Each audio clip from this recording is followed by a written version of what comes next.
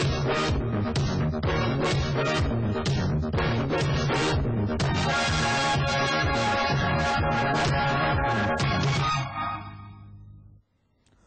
and welcome to the session. In today's session, we will be describing about the basic performance characteristics of a computer system. We have already exposed you to the basic concept of one-Neumann architecture. But all those terminology which we have told to you, that is the CPU, the memory and the input-output devices, are related to basic performance terminology.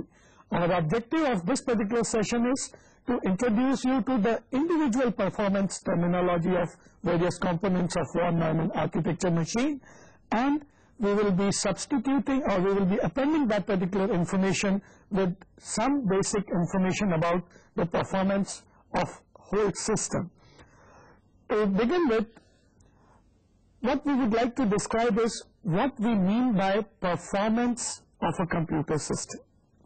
Well, the performance of a computer is defined as the ability to execute instruction in accordance to the specified configuration capabilities. Well, what you have to understand in this particular sense, that a computer system and its performance is recognized in completeness. It is not recognized as a component-wise performance. However, whenever we talk about the performance-based terminologies, we always define performance-based terminology for the components. Therefore, there is need for some specific standards or criteria by which we can define the standard performance of a particular computer system. We will be talking about those towards the end of this particular session, but to begin with, we would like to define the basic performance characteristics of any computer system. The basic performances of a computer system is measured for, that is for the processor, for the memory, for the bus, for the storage technology and I/O devices, and all other things are put together into one particular performance test, and that is the overall system performance.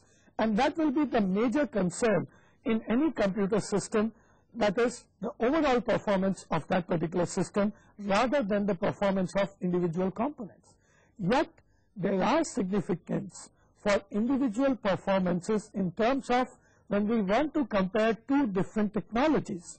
For example, if we want to compare two different processor technologies or memory technologies, the performance characteristics of those devices has to be taken into consideration. So keeping that particular thing in mind, we would like to define individual components first, individual component performance first, and then we will be taking on the overall system performance. As far as the performance of the processor goes, the very first thing which we define is the number of bits which are associated with the processor. Many a time you hear the term like, this is a 32-bit processor, Pentium is a 64-bit processor, 486 is a 32-bit processor, P4 or P3, which will be coming in the P3 and P4, whatever the new processor terminology will be talking in terms of newer processors, we will be hearing 64, 128 and all those kinds of number of bits associated with the processor. After all, they are related with something into the computer, with the processor technology. And what is that?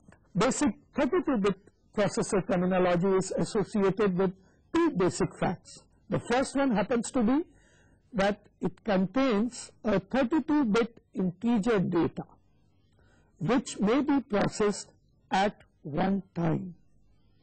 Now this is, once again I am reading it, 32-bit integer data which may be processed by the processor at a time.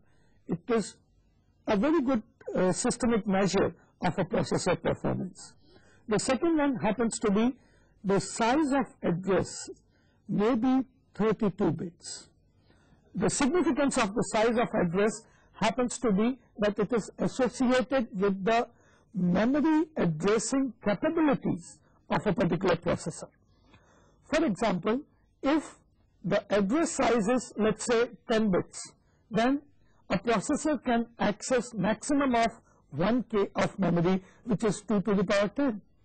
The similar example which I have shown you in the slide is if the 32-bit memory address capability is associated with the processor, then it can refer to or it can address to about 4 gigabyte of memory which is available to us. That means the overall memory capacity, the memory, we have to understand this particular memory in context of main memory. As far as in the von Neumann architecture is concerned, we define this overall memory to be the main memory, and the role played by this particular memory is that it stores the instructions as well as data, that is the program as well as data before any execution can take place. So the significance is can be associated with this particular thing. The higher is the memory, the larger can be your programs. Maybe when you will be knowing about the operating system concept, you will be coming to know about something like multi-programming. That is, multiple programs can be executed by a particular computer at the same time. Maybe not at the same time if it is a uniprocessor system, but it simulates that kind of a situation. Under those circumstances, what we need is more memory, as multiple processes or multiple programs are to be loaded into the memory, and that is why the bits of the processor is one of the most significant unit for any processor system. What are the other processor performance criteria and how they are related to the processor? Well, there are 3 basic performance criteria associated with the processor. They happen to be clock speed, MIPS, million instruction per second, and third one happens to be flops. Well, what is the significance attached to all these kinds of terminology? One of the terms which we have quite often for any processor happens to be the clock speed. You might have heard that Pentium 2 is 400 megahertz, Pentium 2 450 megahertz, Pentium 3 450 megahertz itself, 500, 550, and maybe when we will be getting P4, P5, P6, then we will be talking in terms of megahertz or gigahertz of that particular clock. After all, what this particular thing is? Well, the clock speed is related to, a clock is an internal device of a processor which regulates the rate of execution of instruction and synchronizes various computer components. Now, that is a very important information. In addition, clock speed is expressed as megahertz. That is what these are the 2 things which we would like to define. The associativity of clock speed with the processor lies down in the basic fact that the role of the processor is to execute instruction. Whenever an instruction execution has to take place, there are going to be certain steps which are to be performed for instruction execution. They may be fetching the instruction, decoding the instruction, and ultimately performing the desired operation onto the data.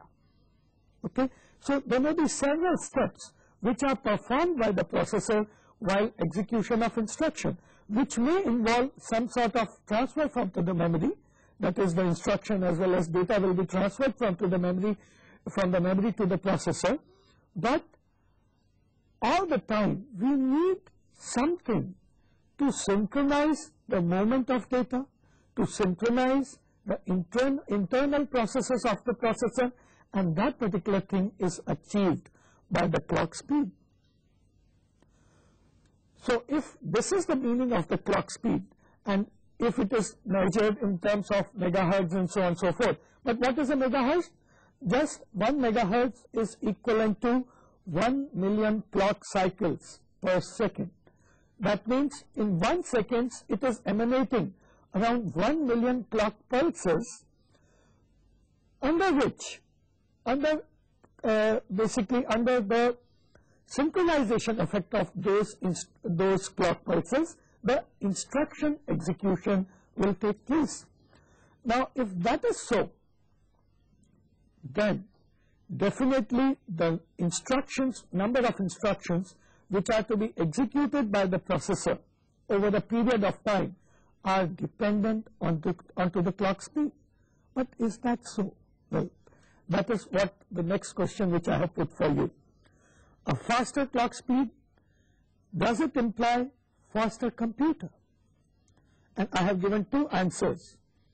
Unfortunately or fortunately, both of them are correct.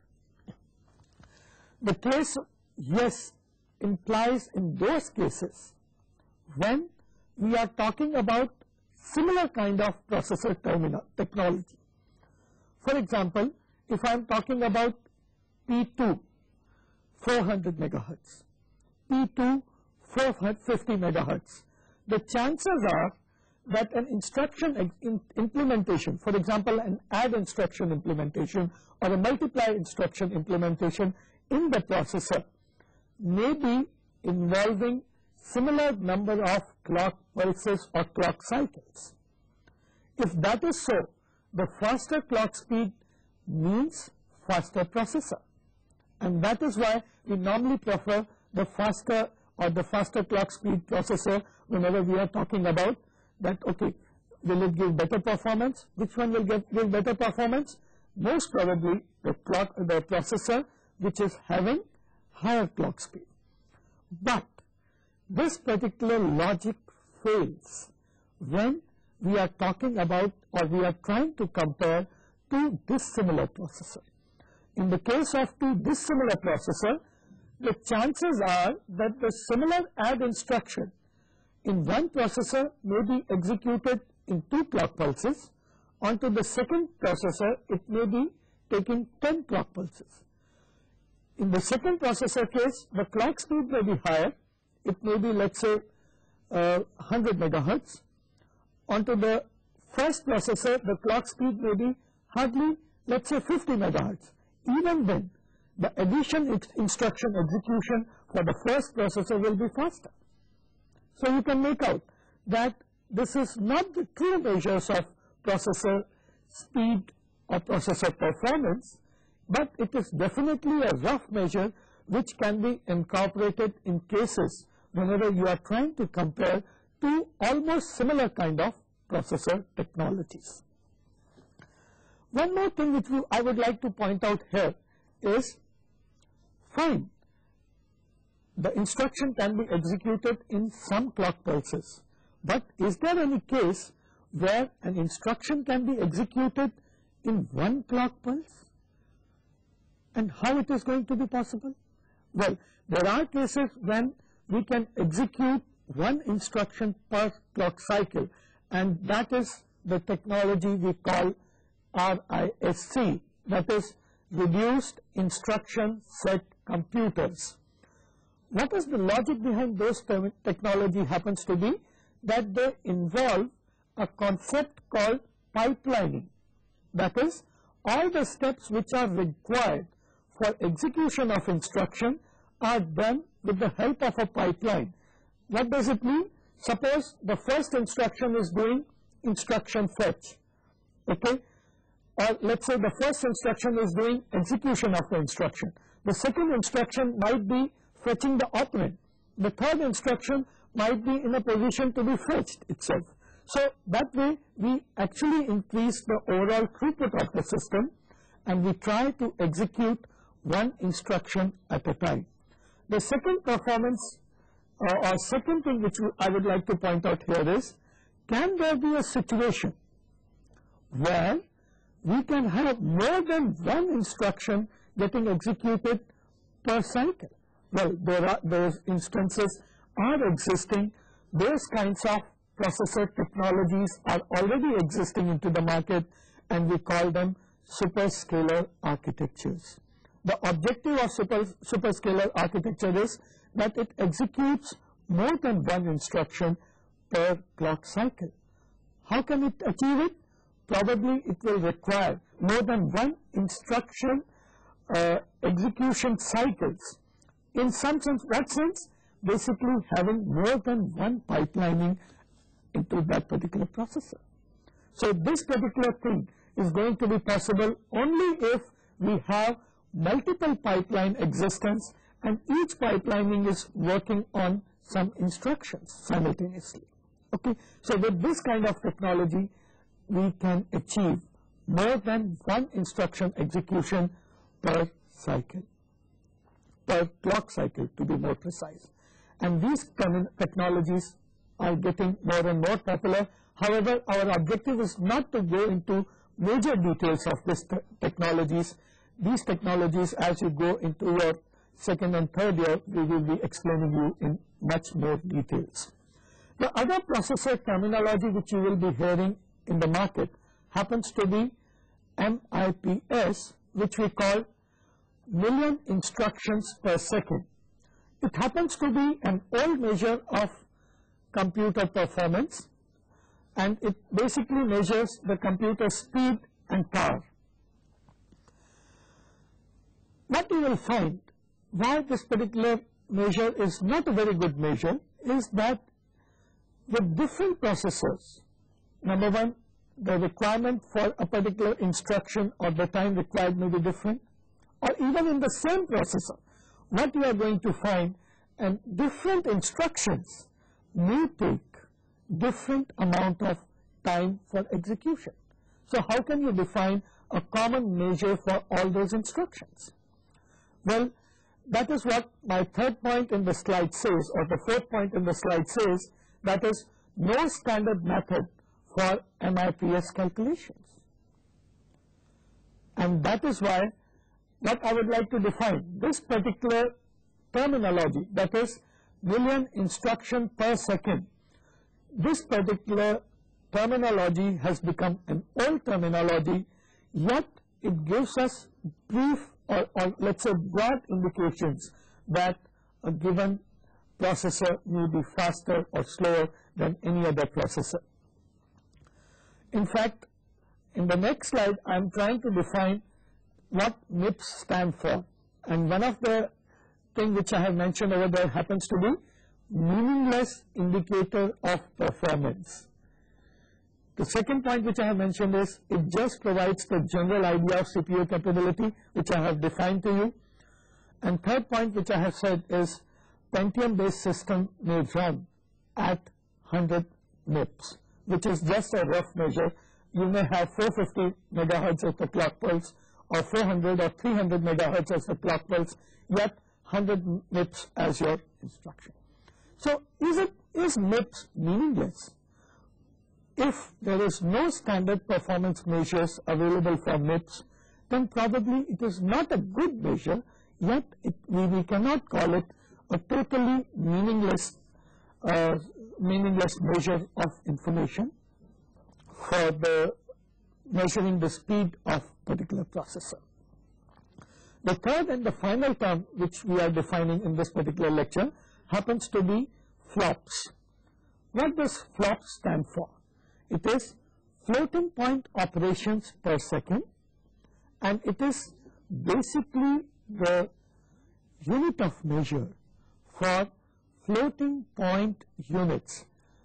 What is a floating point unit?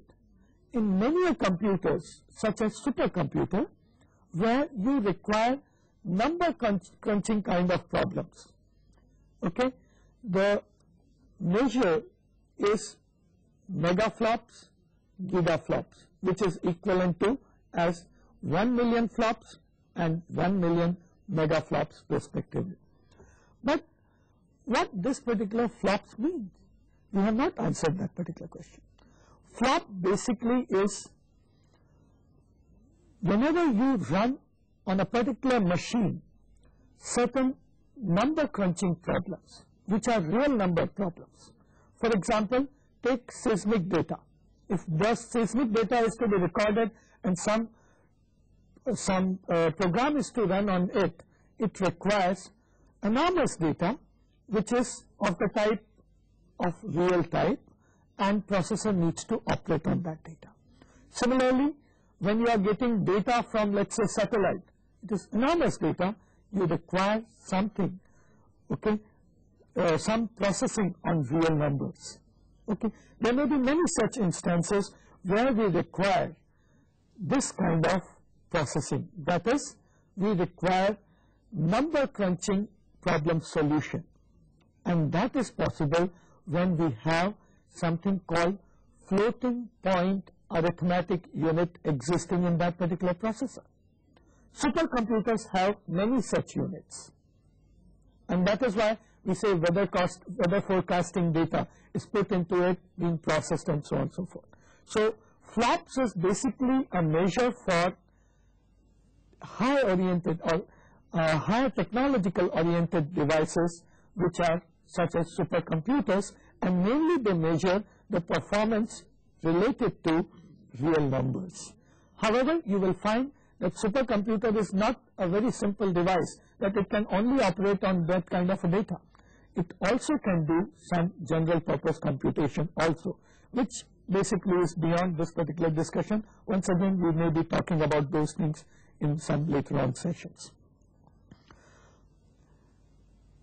However, what we would like to define is, are these all three measures are sufficient enough to define the performance of overall computer system, or we still have to go further, define some more criteria in between and define the performance of overall computer system.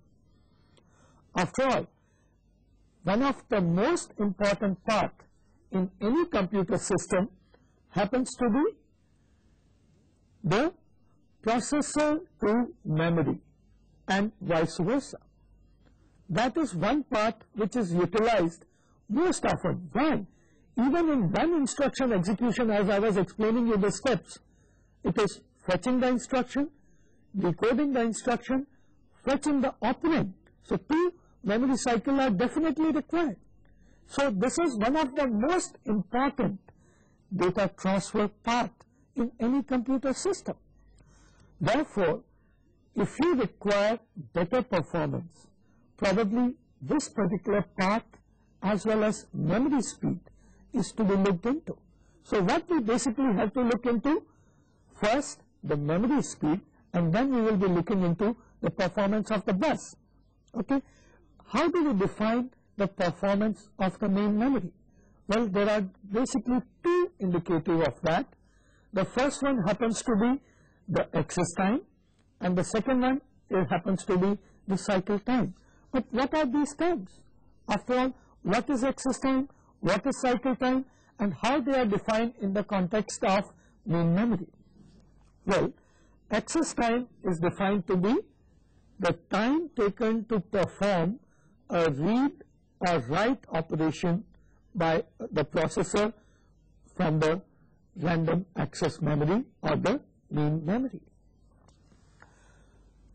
Once again, I would like to define it further as it has been given in the slide.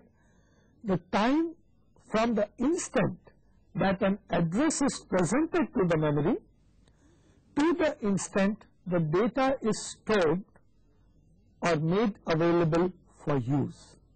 So access time in that particular context is, you request a memory read or write operation.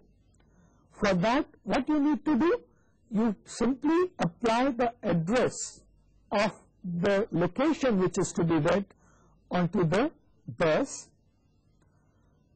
and what will happen, that particular, once the address has been applied, from that instant onwards, when the data is ultimately made available to you by the memory, that is called a cycle time.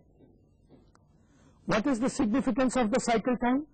The main significance of the cycle time happens to be, we expect the cycle time to be almost as fast as the performance of a particular processor, probably almost equivalent to the clock speed of a particular processor.